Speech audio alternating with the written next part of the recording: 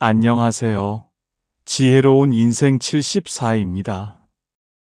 혹시 이런 생각 해보신 적 있으신가요? 똑같이 일하고 열심히 사는데 왜 어떤 집은 복이 들어오고 어떤 집은 그렇지 못한가? 혹시 내 집에 뭔가 부족한 건 아닐까? 오늘 부처님께서 제자에게 들려주신 이야기가 있습니다. 부자가 되는 사람의 집에는 반드시 있는 세 가지가 있다고 하셨습니다. 그런데 그것은 돈도 재산도 아니었습니다. 이것만 알아도 여러분의 삶에 복이 흘러들기 시작할 것입니다. 부처님께서는 이렇게 말씀하셨습니다. 복은 밖에서 오는 것이 아니라 집안에서 자라나는 것이니라. 끝까지 함께 해주세요. 오늘 이야기가 여러분의 삶을 바꾸는 시작이 될 것입니다. 살다 보면 이런 생각 드실 때 있으시죠? 열심히 일하고 아껴 쓰는데 왜 우리 집만 이럴까? 남들은 여유로워 보이는데 우리만 항상 빠듯한 것 같고요. 나이 들수록 이런 걱정이 더 커지기도 합니다.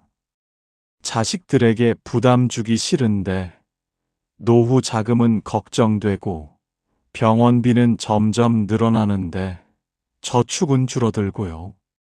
요즘 이런 일이 있었습니다. 70이 넘은 어르신이 말씀하시더군요. 평생 성실하게 살았는데 왜 우리 집만 이렇게 팍팍한가 싶어요. 남들 보면 우리보다 덜 벌어도 여유로워 보이는데 말이죠. 그런데 정말 그럴까요? 부자가 되는 것이 단순히 많이 버는 것일까요? 아니면 그 안에 다른 비밀이 숨어 있는 걸까요? 부처님께서는 이렇게 말씀하셨습니다. 복은 구하는 것이 아니라 담는 그릇을 준비하는 것이니라. 오늘 우리는 그 그릇이 무엇인지 알아볼 것입니다. 부자가 되는 사람의 집에 반드시 있는 세 가지, 그것이 무엇인지 함께 살펴보겠습니다. 조선시대 어느 가을날이었습니다. 한 제자가 부처님을 찾아왔습니다. 그의 얼굴에는 깊은 근심이 서려 있었습니다. 스승님, 저는 요즘 너무 괴롭습니다. 평생 성실하게 일했고 남들에게 피해도 주지 않았습니다. 그런데 왜 우리 집만 이렇게 가난한지 모르겠습니다. 제자는 눈물을 글썽이며 말을 이었습니다. 이웃집을 보면 우리보다 덜 일하는 것 같은데 집안은 늘 넉넉해 보입니다. 웃음소리도 끊이지 않고 손님도 많이 오십니다. 그런데 우리 집은 항상 빠듯하고 쪼들립니다. 자식들도 걱정이고 나이 들어가는 게 두렵기만 합니다. 제자의 목소리가 떨렸습니다. 열심히 살았는데 왜 복이 오지 않는 걸까요? 혹시 제가 전생에 무슨 죄를 지은 걸까요? 이렇게 살다가 자식들에게 짐만 되는 건 아닐까요? 때로는 하늘이 원망스럽기까지 합니다. 부처님께서는 말없이 제자를 바라보셨습니다. 그 눈빛에는 깊은 자비가 담겨 있었습니다. 잠시 침묵이 흘렀고 바람이 나뭇잎을 스치는 소리만 들렸습니다. 부처님께서 천천히 입을 여셨습니다. 복은 하늘이 주는 것이 아니니라. 복은 사람이 키우는 것이니라. 부처님께서 말씀하셨습니다.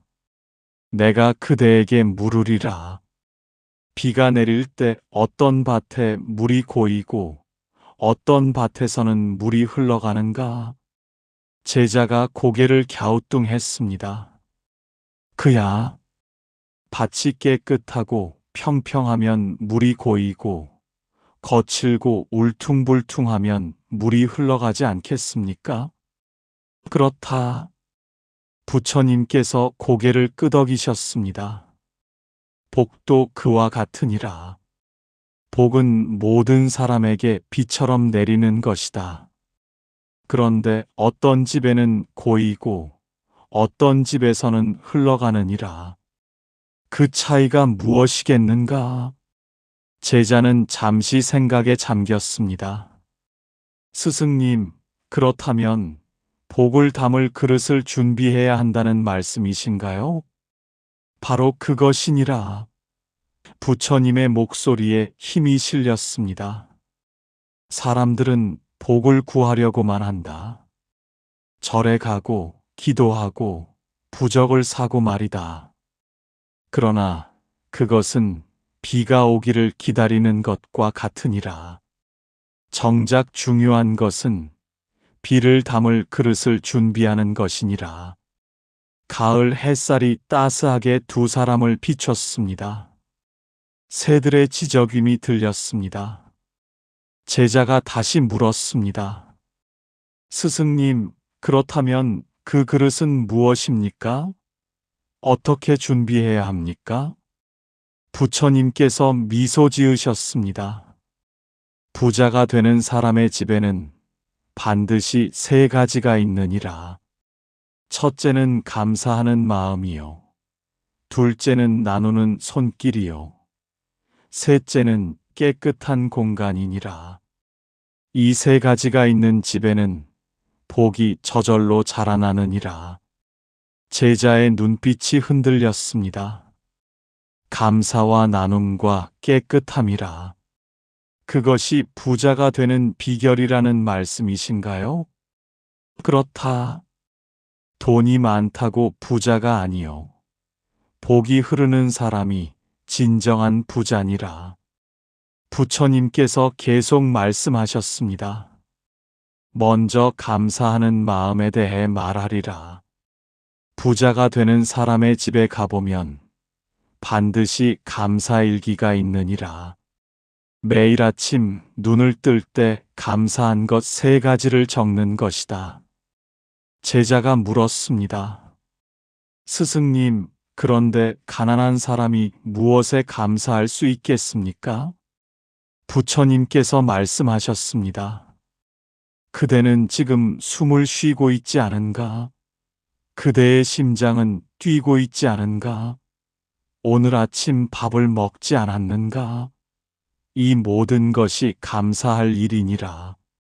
제자가 반문했습니다. 하지만 그런 것은 당연한 것 아닙니까? 당연하다고. 부처님의 목소리가 단호했습니다. 세상에 당연한 것은 하나도 없느니라. 오늘 아침 눈을 뜨지 못한 사람이 얼마나 많은가? 밥 한 끼 먹지 못하는 사람이 얼마나 많은가? 그대가 당연하다고 여기는 그 모든 것이 기적이니라. 구름이 천천히 흘러갔습니다. 제자는 가슴이 뜨거워짐을 느꼈습니다. 부처님께서 이어서 말씀하셨습니다. 어떤 사람은 없는 것만 보고 어떤 사람은 있는 것을 본다. 어떤 사람은 부족함을 세고 어떤 사람은 넉넉함을 센다. 그대는 어느 쪽인가? 제자가 고개를 숙였습니다. 저는 항상 없는 것만 봤습니다. 그것이 가난의 시작이니라. 없는 것을 보는 사람의 집에는 복이 머무를 자리가 없느니라. 불평으로 가득한 집에 어떻게 복이 들어오겠는가? 감사는 복을 부르는 첫 번째 주문이니라. 제자가 물었습니다. 그렇다면 오늘부터 무엇을 해야 합니까? 간단하다. 매일 저녁 잠들기 전 오늘 감사한 일 세 가지를 종이에 적어라. 아무리 힘든 날이라도 세 가지는 있을 것이다. 그것이 쌓이면 그대의 집은 감사로 가득 차게 되리라. 부처님께서 두 번째 가르침을 주셨습니다. 두 번째는 나누는 손길이니라. 부자가 되는 사람의 집에는 반드시 나눔의 흔적이 있느니라. 작은 동전 하나라도 남을 위해 쓰는 습관 말이다. 제자가 놀라며 물었습니다. 스승님, 그런데 가난한 사람이 어떻게 나눌 수 있겠습니까? 우리도 부족한데 말입니다. 부처님께서 말씀하셨습니다. 그것이 바로 가난한 사람의 생각이니라. 많이 있어야 나눌 수 있다고 생각하는 것, 그것이 복을 막는 것이니라. 그렇다면 어떻게 해야 합니까? 물이 흐르지 않으면 썩는 법이니라. 돈도 마찬가지다. 돈이 흐르지 않고 고이기만 하면 썩는다. 그러나 흐르면 맑아지고 더 많은 물이 들어온다. 나눔은 돈을 흐르게 하는 것이니라. 바람이 불어왔습니다. 나뭇잎들이 춤을 췄습니다. 부처님께서 이어서 말씀하셨습니다. 그러나 조심해야 할 것이 있다. 어떤 사람은 자신을 희생하면서까지 남에게 준다. 그것은 진정한 나눔이 아니니라. 자신을 학대하는 것이니라. 제자가 물었습니다. 그렇다면 진정한 나눔은 무엇입니까? 진정한 나눔은 기쁨으로 하는 것이니라. 억지로 하는 것이 아니라 자연스럽게 하는 것이다. 100냥을 억지로 주는 것보다 한 냥을 기쁘게 주는 것이 100배 낫니라. 구체적으로 어떻게 해야 합니까? 간단하다. 매달 수입의 일부를 나눔통에 넣어라. 많은 필요 없다. 1,000원이라도 좋다. 그것을 어려운 이웃에게 쓰거나 좋은 일에 쓰라. 그러면 복의 씨앗이 뿌려지리라. 제자가 고개를 끄덕였습니다.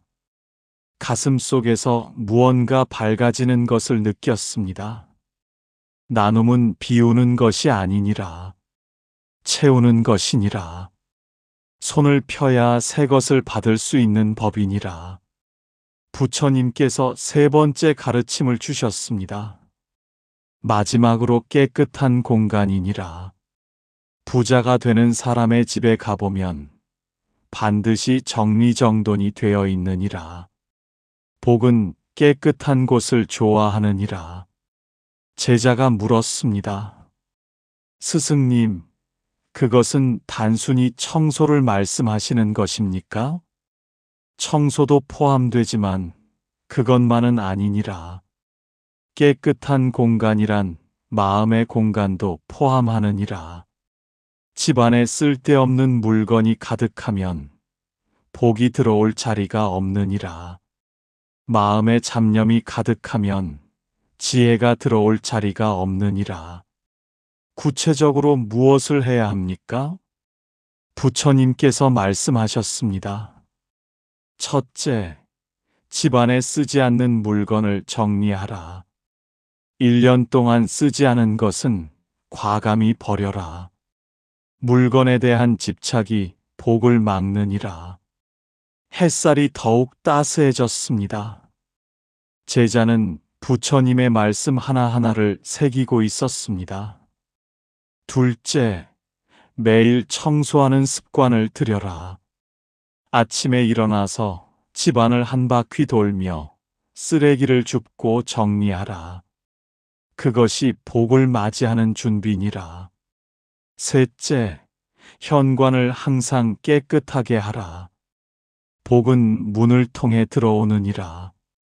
현관이 지저분하면 복이 들어오지 못하고 돌아가느니라.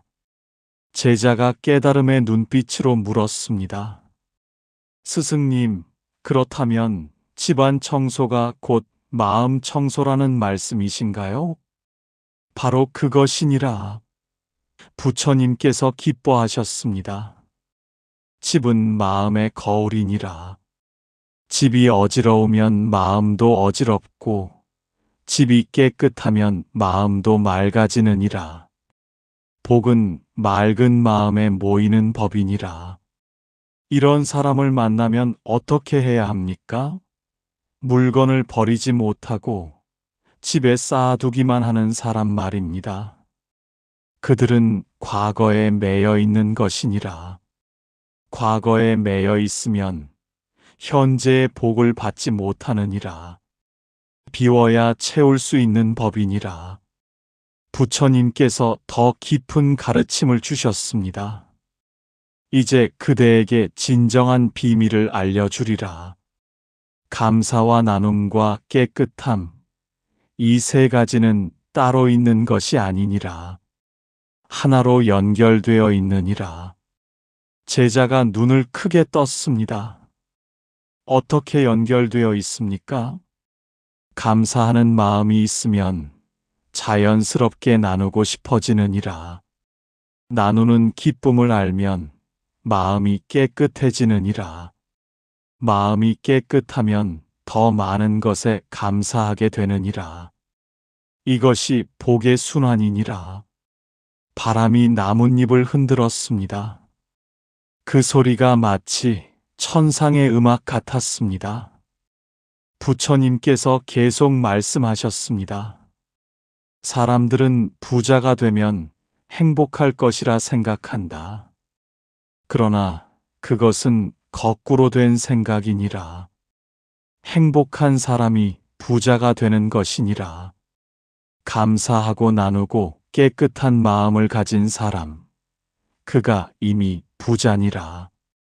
제자의 눈에서 눈물이 흘렀습니다. 스승님, 이제야 알겠습니다.